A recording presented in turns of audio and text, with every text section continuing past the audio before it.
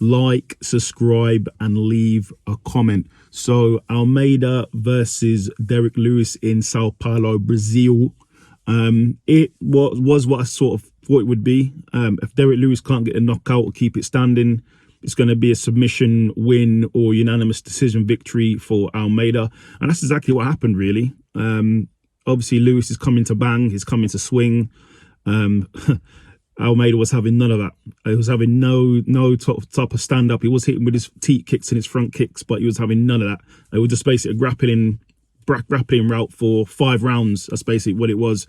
It's a bit surprising that Almeida couldn't get submission. He is a highly touted submission wrestler, submission jiu-jitsu guy, wrestler. But he couldn't get the submission on Derek Lewis. So that just sort of gives credit to Derek Lewis's submission game, because he didn't get submitted for the whole thing. But he did obviously get dominated via wrestling. There's probably a lot of 10-8s in there as well. But it is what it was, really, on the tin.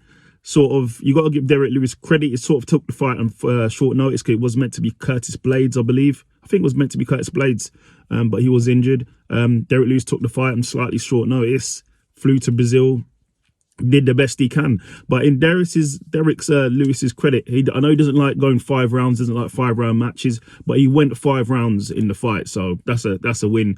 Obviously, like I said, he's going for the knockout, didn't get the knockout, and then Almeida just wrestled him and attempt subbed for 5 rounds. That's basically what happened.